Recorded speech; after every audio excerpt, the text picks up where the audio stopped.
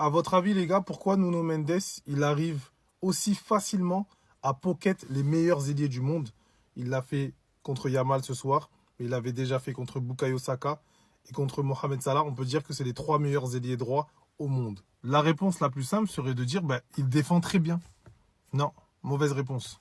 Parce que Yamal, Saka et Salah, ils ont passé des défenseurs qui étaient de très gros défenseurs. Mendes, il est pocket parce que c'est l'un des seuls latérales au monde qui est très fort défensivement, mais aussi très fort offensivement et qui a le cardio. Vous avez vu le cardio, vous avez vu les courses qu'il fait à la 95e dans les prolongations. Et ça, en fait, parce que quand tu es ailier droit, ton rôle aussi, c'est de défendre sur le latéral gauche adverse. Donc, va aller faire les 150 000 courses qu'ils te demandent de faire. Tu es obligé. C'est ton rôle.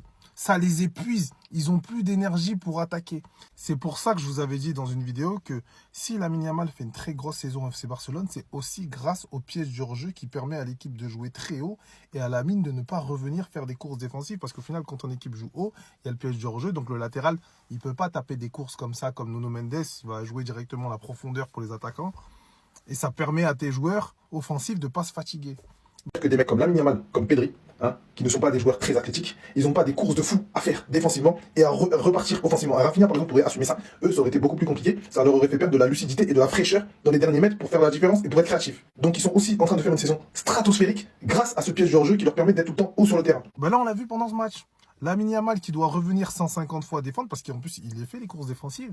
Derrière, il n'a plus la lucidité pour attaquer et ça a été la même chose pour Saka et ça a été la même chose pour Salah.